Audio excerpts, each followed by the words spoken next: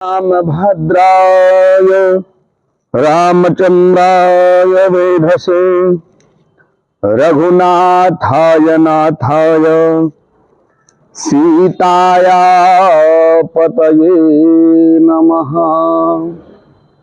प्रेम से बोले राजा रामचंद्र महाराज की जय।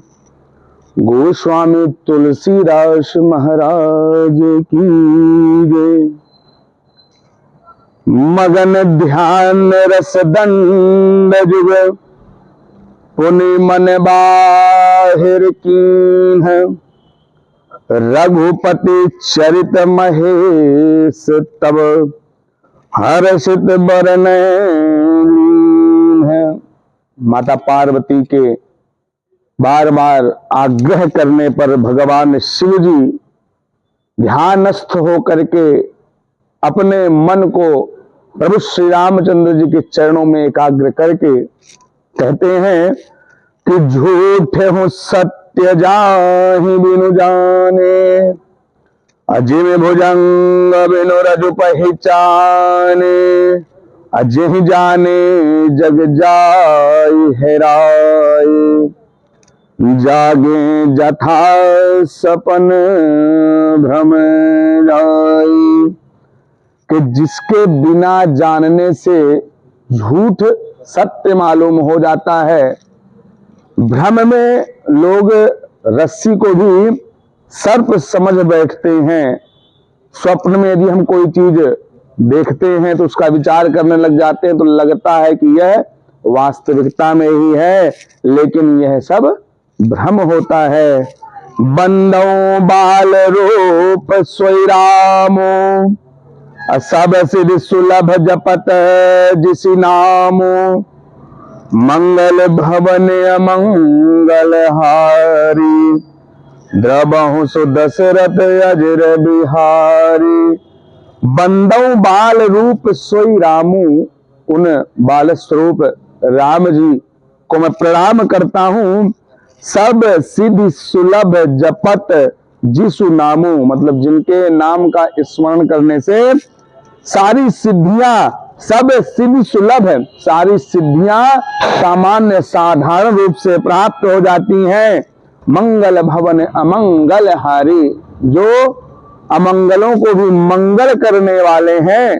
द्रबहु सो दशरथ अजिर बिहारी, जो श्री दशरथ जी के यहाँ आंगन में खेलने वाले बाल स्वरूप श्री रामचंद्र जी हैं, वो मुझ पर कृपा करें।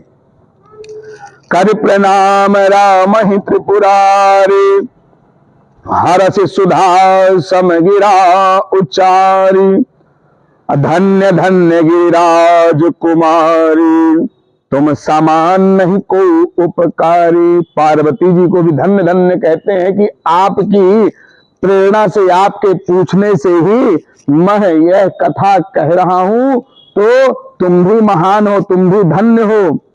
पूछो रघुपति कथा प्रसंगा सकल लोक जग पावनी गंगा। आपने जो श्री रामचंद्र जी के बारे में मुझसे पूछा है, सकल लोक जग पावनी गंगा, जिस प्रकार गंगा जी सबको मुक्ति देने वाली हैं, तारने वाली हैं, उसी प्रकार तुम रघुवीर चरण अनुरागी कीन्हु प्रश्न जगत हित लागी। जो तुमने मुझसे यह प्रश्न किए हैं, यह जगत के कल्याणार्थ हैं। राम के पाते पार्वती सपने हो तब मन माहि अशोक मोह संदेह भ्रम मम विचार कछु नाही। कि शोक मोह संदेह भ्रम यह सब स्वप्न के समान है, मतलब वास्तविकता में कुछ भी नहीं है। तदपि आशंका की सोई कहत सुनत सब कर हित होई।